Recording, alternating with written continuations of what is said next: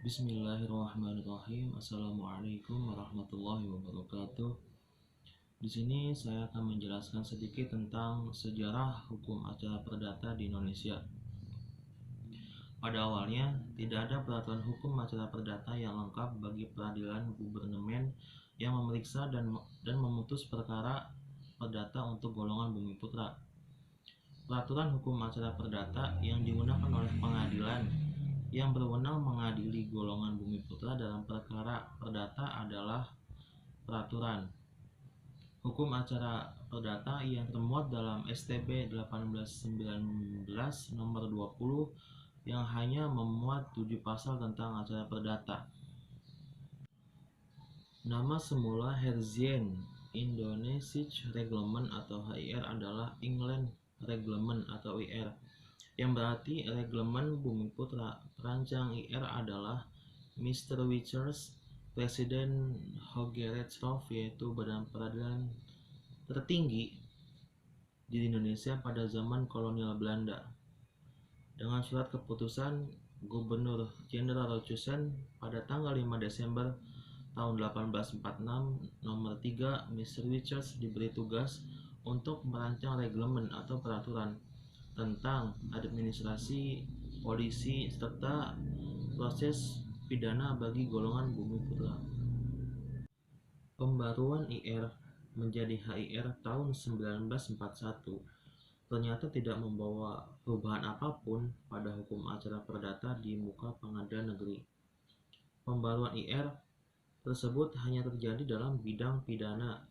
Jaksa pada saat itu berbeda dengan penuntut umum. Bagi golongan Eropa yang benar-benar merupakan aparatur negara yang merdeka dan terdiri dari officieren van justitie yang semuanya adalah sarjana hukum. Keadaan tersebut telah lama dirasakan oleh pemerintah kolonial Belanda sebagai suatu penghinaan bagi golongan penduduk asli. Maka ketika timbul kegoncangan di kawasan Samudra Pasifik dengan pecahnya Perang Timur Asia, untuk mengangkat bangsa Indonesia, pemerintah kolonial Belanda memberikan hadiah untuk kejaksaan Openbare Ministerie yang berdiri sendiri. Pada zaman Hindia Belanda, sesuai dengan dualisme hukum, pengadilan dibagi atas peradilan gubernemen dan peradilan pribumi. Pengadilan gubernemen untuk orang Eropa adalah Raad van Justitie dan Hogerechtshof, sedangkan pengadilan untuk Bumiputra adalah Landraad dan Raas van Justitie. Kemudian ada juga pengertian hukum acara perdata. Dalam kehidupan bermasyarakat, setiap individu itu pasti mempunyai kepentingan yang berbeda antara satu dan lainnya. Ada kalanya kepentingan tersebut saling bertentangan sehingga menimbulkan sengketa. Jalan keluar untuk menghindarkan gejala tersebut adalah membuat tata tertib, yaitu dengan membuat ketentuan atau kaidah hukum yang harus ditaati oleh setiap anggota masyarakat untuk mempertahankan hidup bermasyarakat. Untuk itu, hukum acara berperan untuk mengatur cara mempertahankan dan menjalankan peraturan tersebut. Hukum acara disebut juga dengan hukum formal. Hukum perdata formal ini merupakan bagian dari hukum perdata. Di dalam hukum perdata terbagi menjadi dua. Yang pertama itu ada hukum perdata material dan hukum perdata formil. Hukum perdata material ini seperti WB atau biasa disebut Kitab Undang-Undang Hukum Perdata, kemudian WFIK atau disebut Kitab Undang-Undang Hukum Dagang.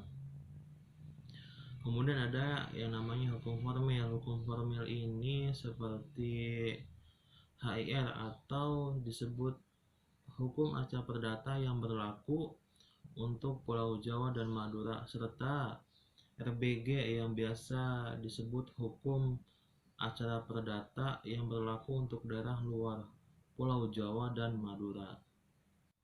Kemudian ada salah satu ahli yang mendefinisikan hukum acara perdata, yaitu Haridwan Syahroni dalam bukunya Buku Materi Dasar Hukum Acara Perdata, yang mengatakan hukum acara perdata adalah peraturan hukum yang menentukan bagaimana cara menyelesaikan perkara perdata melalui badan peradilan.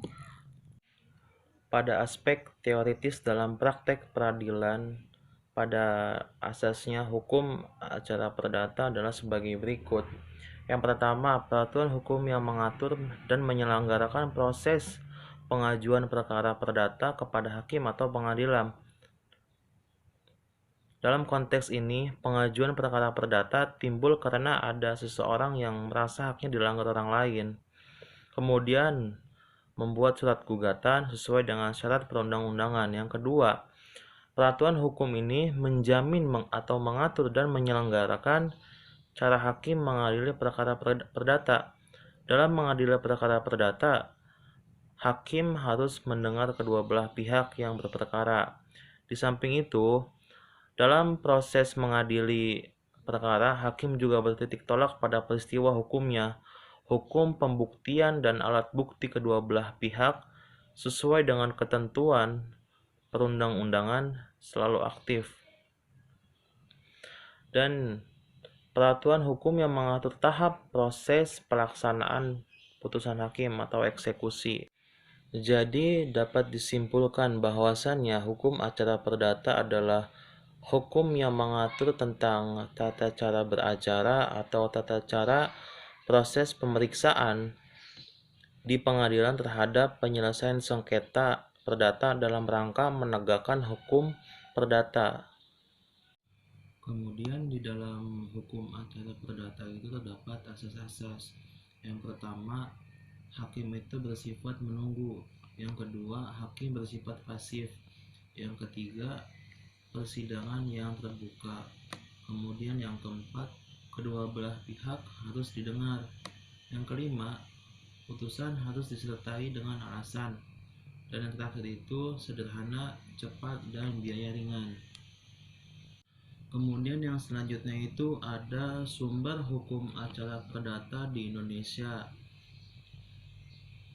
Yang pertama ada Hertzian England Reglement atau HIR, kemudian ada Recht Reglement Buitengeswan atau RBG, kemudian ada Burgerlijk Wetboek atau BW, kemudian ada Undang-Undang Nomor 1 Tahun 1974 tentang perkawinan, kemudian ada Undang-Undang Nomor 5 Tahun 2004 tentang perubahan atas Undang-Undang Nomor 14 Tahun 1985 tentang Mahkamah Agung. Kemudian ada jurisprudensi, ada doktrin dan traktat. Dan masih ada sumber lain yang ada di hukum acara perdata di Indonesia. Kemudian yang terakhir itu ada sifat hukum acara perdata. Sifat hukum acara perdata yang pertama adalah memaksa. Memaksa ini dalam artian mengikat para pihak dengan ketentuan yang ada. Kemudian yang kedua, mengatur atau menambah.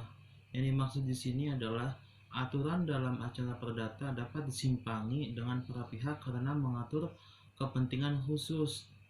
Dan yang terakhir ada sederhana. Peradilan dilakukan dengan cara sederhana, cepat, dan biaya ringan. Dijelaskan dalam pasal 4 Undang-Undang Nomor 4 Tahun 2004. Mungkin hanya itu yang bisa saya sampaikan.